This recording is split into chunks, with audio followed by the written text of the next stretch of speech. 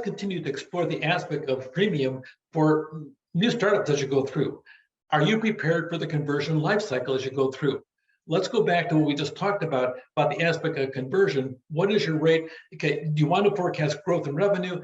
Can you draw straight lines? Can you make the assumption that you're drawing more users in? The freemium model's strength is drawing more users in to sell to a bigger pool of potential premium users. It's not really to give away free services at all. That's how you lure the customers in, because you want to sell your premium services. If you're hitting a 50% conversion rate, you need to give away more free services in the process and actually go out and try to expand your base and excite your early adopters as you go through. Maybe if that conversion rate is so good, maybe you add some additional services, maybe you sit down there, but your goal is to sit down and try to have a huge giant base to reach more people as you go through.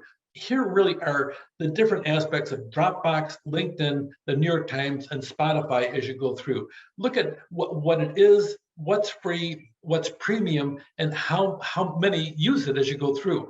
You really got to pay attention to the different aspects. You'll see Dropbox at 200 million users, LinkedIn 277 million. You're talking about millions of users.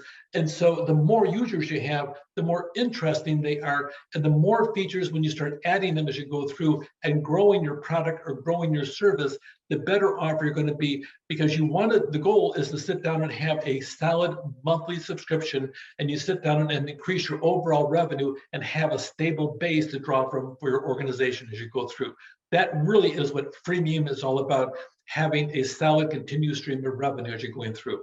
Sometimes they can feel a cash crunch as the free users rise as you go through and the cost of servicing rise. That's why you need to have a decent conversion rate, but you got to make certain you pay the bills on a regular basis. So why companies launch a freemium model sometimes pivot away and they convert that free time-limited trials, or they eliminate the free offers altogether. In my opinion, that defeats the purpose of it, because the freemium purpose is to expand your overall base with a percentage of them converting into premium as you go through. Maybe you have a 1-year time limit where you eliminate the aspect of free. If you don't use their service in a year, you too can sit down and do that and throttle things down to sit down there and get them to want to take their premium as you go through. It depends on what your model is as you go through. A lot of times that make the switch. You'll see some of them listed over here by the time you're all done. So that being said, sometimes they'll shift, but a lot of times they're not focusing in on what the model is really about. Are users becoming the evangelists out there? I'm using Dropbox. It's the best thing that's out there. Maybe Dropbox isn't the best thing out there, because maybe they need to go back and do some tweaking, because Amazon Web Services now is competing with them directly nose to nose, and maybe they have a better service. I don't think so. But that being said, Dropbox is out there. So sometimes you need to sit down and do that. Some become subscribers, okay, and some draw in new members. It depends what's out there as you go through. A free user is worth about 15 to 25% as much as a premium subscriber. Not the same, because the premium are out there, but a lot of times your free user is out there being an evangelist saying, hey, I'm using Cozy over here. I love it. It's great for a family application. And by the way, the fact that I'm using Cozy free, and I'm telling you, all of a sudden now you're listening, you might try Cozy too. Just depends on your needs. In the process, I don't pay for premium service, but maybe you will, because that'll fit your lifestyle more than mine as you go through. So it all depends. You have a solid strength when you have free users continuing to use your product, because they still talk about what you use on a regular basis, and you'll increase the probability. The more draw, the more premium as you go through. If you're using a premium model, pay attention to what satisfied users can help make your product go viral as you go through. A big thing on freemium is, are you committed to ongoing innovation?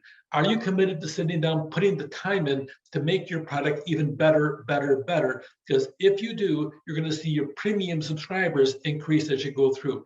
It's a mistake for the freemium merely to have an acquisition tool and do nothing about it. Sit down there and convert them, and also have them broadcast or evangelize out there about the really cool things that your company is doing. Users who join late are harder to convert sometimes, but sometimes it depends upon what you're selling in the product and what's free and what's premium as you go through. Dropbox, launched in 2008, a lot of file conversion. Over time, the interface improved. They kept on adding new features and having multi-sides to their market as you go through. In today's digital area, the actual era, the marginal cost of many projects, really businesses are turning more and more to the freemium model. This was quiet, and the term only was duplicated not even 20 years ago as you go through when we came up with it. But that being said, the issue comes down to is that industries, from media to education, they model the freemium model as you go through. It's a business model in which a company offers a basic or limited feature. That's number one. It really dates back to the 1980s, but we coined it as a term in 2006. And the freemium models are especially popular among software applications and the internet as you go through. This type of business model, really, you acquire a large initial set of users and then have a premium option as you go through in the process. It's a solid model considered for services, technology, and startups. Everybody can use it because it's free as you go through. That's what we call it, freemium. Take care.